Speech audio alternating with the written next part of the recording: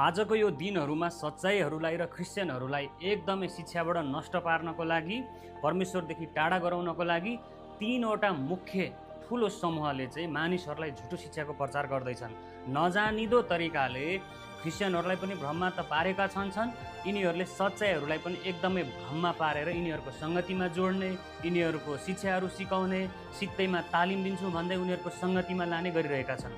यो भिडियो तपाईँले पुरा हेर्नुहोस्। आज म तीनवटा यस्तो ठुलो समूहको जुन झुटो शिक्षा हो तिनीहरूको बारेमा म तपाईँहरूलाई बताउँछु, जुन कुरो चाहिँ अहिले नेपालको अनलाइनबाट एकदमै फैलिएको छ र मानिसहरूलाई झुकाएर उनीहरूको सङ्गतिमा लान्छन्। हामी पनि क्रिस्चियन हो भन्दै लान्छन्, हामी पनि त्यही बाइबल बोक्ने हो, त्यही परमेश्वरलाई मान्छौँ भन्दै झुकाएर क्रिस्चियनहरूलाई र सच्चाइहरूलाई चाहिँ लगेर चाहिँ झुटो शिक्षामा लगेर परमेश्वरदेखि टाढा बनाउने काम गरिरहेका छन्।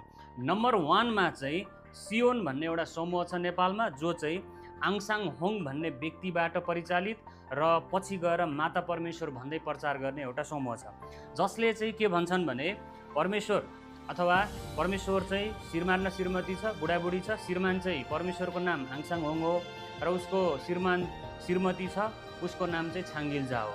अनि त्यो छाङ्गिल्जा भन्ने आन्टी चाहिँ अहिले कोरियामा छ। अनि उनीहरूको बुझाइअनुसार र उनीहरूको विश्वासअनुसार त्यो माता परमेश्वर हो, अथवा त्यो आन्टी जुन छाङ्गिल्जा भन्ने अहिले कोरियामै छ अहिले, ऊ चाहिँ परमेश्वर हो भन्छ। तर होसियार रहनुहोस्, उनीहरूले बाइबल बोक्छन् तर बाइबलको कुनै पनि कुरो मान्दैन। बाइबलको परमेश्वरलाई नि मान्दैन, बाइबलको येशू मसीहलाई नि मान्दैन, बाइबलको कुनै पनि उद्धार र मुक्तिको सिद्धान्तलाई मान्दैन। किन?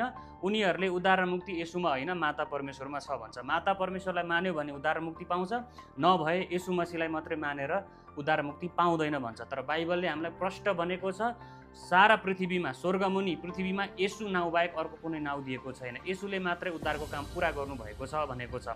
र उनीहरूले त्यति मात्रै होइन, पुरानो करारको निस्तार चाड, छाप्रावासको चाड, हरेक सबै विधि मान्नुपर्छ भनेर सिकाउँछ।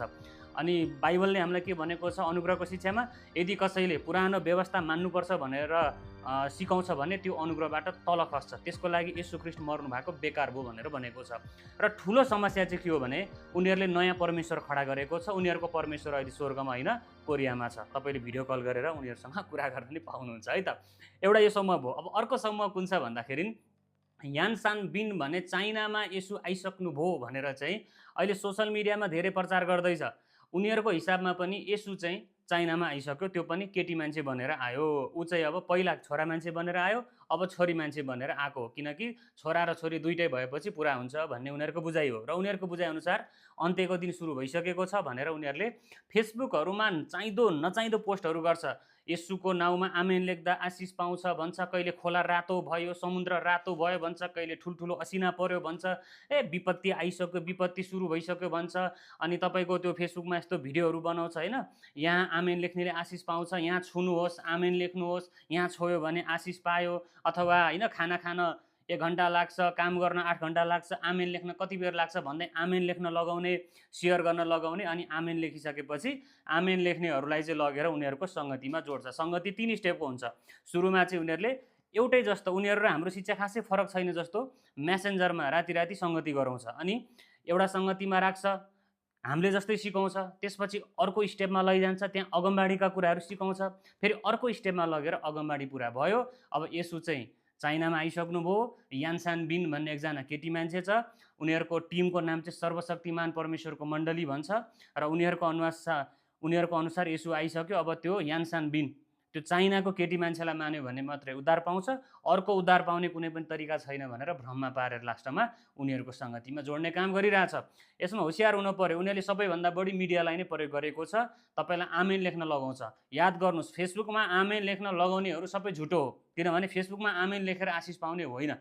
आशिष पाउने चाहिँ माथि परमेश्वरबाट हो, आमेन लेखेर फेसबुकमा होइन। र जति पनि यो विपत्ति आयो भन्दै पोस्ट गर्नेहरूको सबै पोस्ट झुटो हो। 100% जतिले पनि विपत्ति आयो भन्दै पोस्ट गरेको छ नि, त्यो सबै झुटो शिक्षाहरूको पोस्ट हो। खोला रातो भयो भन्ने पनि झुटो शिक्षाको पोस्ट हो, ठुल्ठुलो असिना पर्यो भन्ने पनि झुटो शिक्षाको पोस्ट हो। एआईबाट विभिन्न आमेन लेख्न लाउने, यहाँ छुनुहोस् भन्ने, अनि सङ्गतिमा नचिन्ने मान्छेले सङ्गतिमा बोलाउने, त्यो सबै झुटो शिक्षा हो। यसबाट होसियार। 2 नम्बर। 3 नम्बरमा चाहिँ एउटा सिन्चान्जी भन्ने कोरियामा चाहिँ अन्त्यको दिनमा खडा हुने लिमान ही भन्छ। कोरियामा त्यो व्यक्ति आएको छ, युहन्ना आइसक्यो भनेर 9 महिनाको बाइबल तालिम दिने भनेर विशेष गरी लिडरहरू र पास्टरहरूलाई चाहिँ त्यो सङ्गतिमा लगिरहेछ। उनीहरूले के गर्छ त खालि रहस्य खोल्ने भन्छ, दृष्टान्तको रहस्य, मोहरको रहस्य होइन, अनि रुखको दृष्टान्त, खालि दृष्टान्त, मोहरको दृष्टान्त होइन, खमिरको दृष्टान्त, खालि दृष्टान्त भन्दै सिकाउँछ। अनि तिमीहरूको बाइबल कलेजमा भन्दा पनि एकदमै राम्रो सिकाउने टिचर छ हाम्रो बाइबल कलेजमा, पिएचडी गर्नेलाई धरि सिकाइदिन्छ हाम्रो एउटा सामान्य मान्छेले भन्छ। अनि के सिकाउँदो रहेछ भन्दा त उनीहरूको त्यो लिमानही भन्ने मान्छेले जे सिकाएको त्यो सिकाउँदो रहेछ। अनि अन्त्यको दिनमा जुन मोहर खोल्नको लागि थुमा आउनुपर्छ भनेको छ, त्यो मोहर चाहिँ खोलिसक्यो। किन? कोरियामा एकजना मान्छे आएको छ, त्यसको नाम लिमान ही हो, उसले चाहिँ त्यो रहस्य खोल्या छ। अब लिमान हीले भनेको शिक्षामा चल्यो भने मात्रै उद्धार मुक्ति पाउँछ, नत्र भने पाउँदैन भनेर फेरि घुमाएर लिमान हीतिर लान्छ। 9 महिनाको बाइबल तालिम दिन्छ, उनीहरूले ग्रेजुएसन पनि गराउँछ। त्यस्तो शिक्षामा धेरै मान्छे गएर लिडर पास्टरहरू धरि त्यस्तो शिक्षामा गएर चाहिँ तालिम लिइरहेछ। यो 3वटा शिक्षा अहिले एकदमै सक्रिय छ नेपालमा अनलाइनमा, जसले चाहिँ क्रिस्चियनहरूलाई र सच्चाइहरूलाई चाहिँ त्यहाँ लगेर फसाइरहेको छ। कतिलाई थाहा छैन, अब सोझो मान्छे हुन्छ, निःशुल्क तालिम दिन्छु भनेपछि मान्छेलाई एकदमै सित्तैमा तालिम चाहिएको छ होइन। आफ्नो मण्डलीको अगुवा पास्टरलाई नसोध्ने, नबुझ्ने, होसियार रहनुहोस् है। यस्तो खालको शिक्षाहरूमा तपाईँहरू जानु भएन, चाहे तपाईँ सच्चाइको होस् चाहे चर्चको होस्, यस्तो खालको शिक्षामा जानु भएन। एउटा माता परमेश्वर चाहिँ पिता मात्रै होइन माता पनि छ भन्ने सियोन भन्नेहरू हो छाङ्गिल्जा, अर्को यानसान बिन सर्वशक्तिमान परमेश्वरको मण्डली भन्नेहरू जुन चाहिँ चाइनामा अर्को यसो आयो भन्नेहरू हो, अर्को चाहिँ लिमान ही सिन्सान्जी भन्छ, नयाँ आकाश र नयाँ पृथ्वी भन्छ। एउटा युहन्ना चाहिँ कोरियामा जन्मेको छ, उसले मोहरहरू खोल्यो भनेर खालि दृष्टान्तको रहस्य खोल्छु भन्दै सिकाउने। यो 3वटा टिमले अहिले पुरै मिडियालाई टार्गेट गरेर र विशेष गरी क्रिस्चियन र अहिले भर्खर सच्चाइहरू जो नयाँ गरी सिक्दै आउनु भएको छ, उहाँहरूलाई कति बाइबलको शिक्षा थाहा हुन्न, उहाँहरूलाई लाग्छ पक्कै पनि क्रिस्चियनहरूकै राम्रो शिक्षा हो भनेर चाहिँ उहाँहरू त्यहाँ गएर फस्दै हुनुहुन्छ। यदि तपाईँहरू त्यस्तो शिक्षामा हुनुहुन्छ भने आजै निस्किनु पर्यो। तपाईँहरूले आफ्नो मण्डलीमा सूचना दिनु पर्यो, यस्तो यस्तो खालको शिक्षा आएको छ, कतै तपाईँ जोडिनु त भएको छैन भनेर सोध्नु पर्यो। किन?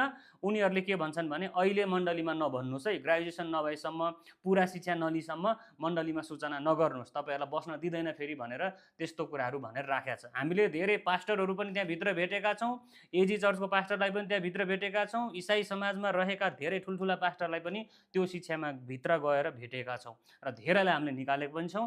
यो भिडियो फेरि मैले हाल्दैछु, यो शुद्ध त लगभग 10-12 चोटि भइसक्यो यो शिक्षाको बारेमा मैले पोस्ट गरेको।